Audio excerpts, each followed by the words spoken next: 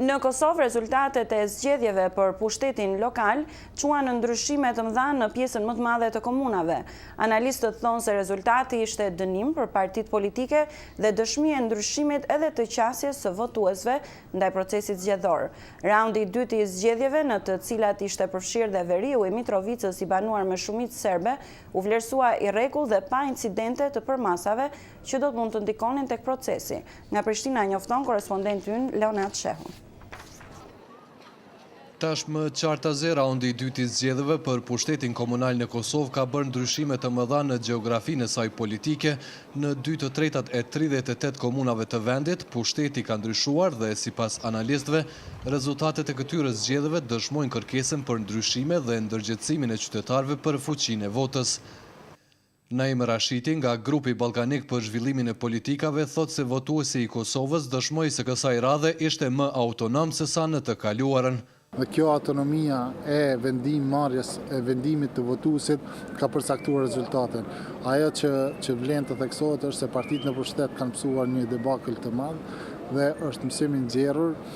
Realisht rezultati më së shumti dëmton PDK-n dhe AK-n dhe sjell një frymë të re të ndryshimeve ose një klim, një percepcion të opinioni se ndryshimet janë të mundshme përmes rotacionit demokratik. Analisti Ilir Ibrahimi thotë se votuesit dëshmojnë një shkallë të lartë të vetdijes me faktin që bëri ndryshimin e madh në votimet e së dielës.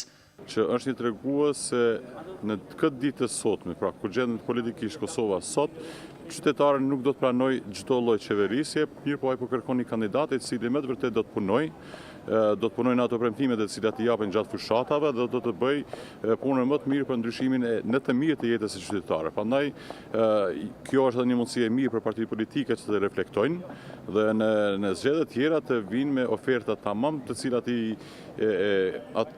kanë tërheqën një qytetar, një votues kosovar dhe mos vinë me kandidatë të cilët ndoshta e kanë një bagazh politik nga e kaluar, mirë por nuk kanë bërë ndonjë punë apo nuk mund të ofrojnë ndonjë punë për qytetarët. Për Leon Malazogu nga Demokracia për Zhvillim, dita e djeshme ishte një farë si thot ai, tërmeti zgjedhor për të gjitha partitë. Po mendoj që për herë të parë, do të një familje qytetare u rebelua dhe do të dha një gjop përgjegjësi klasës politike në tërësi dhe do duhen partitë mjaft mirë që të reflektojnë përgjegjësi për politikat që i kanë bajtur, për politikat që i kanë pasur, për emrat që i kanë zgjedhur nëpër komuna dhe për mënyrën se si kanë qeverisur komunat. Analistët thonë se zgjedhjet komunale natyrshëm që do të mund të ushtrojnë ndikim në zgjedhjet për pushtetin qendror që pritet të mbahen vitin që po vjen. Ata e vlerësojnë me rëndësi përfshirjen e komunave veriore të banuara me shumicë serbe në zgjedhjet komunale në Kosovë, që është një hap drejt integrimit të tyre në institucionet e Prishtinës, ndonë se parashojnë vështirësi në zbatimin e rezultateve, posaçërisht në lidhje me krimin e bashkësisë së komunave serbe, që parashihet me marrëveshjen që mundsoi përfshirjen e tyre në zgjedhje. Analistët dhe vëzhguesit vendase ndërkombëtar thanë se votimet kaluan pa probleme të theksuara që do të mund të ndikonin në proces, duke i vlerësuar ato si një sprovë të rëndësishme dhe për aspiratat integruese të Kosovës. Për Zërin e Amerikës, Leonard Shehu, Prishtinë.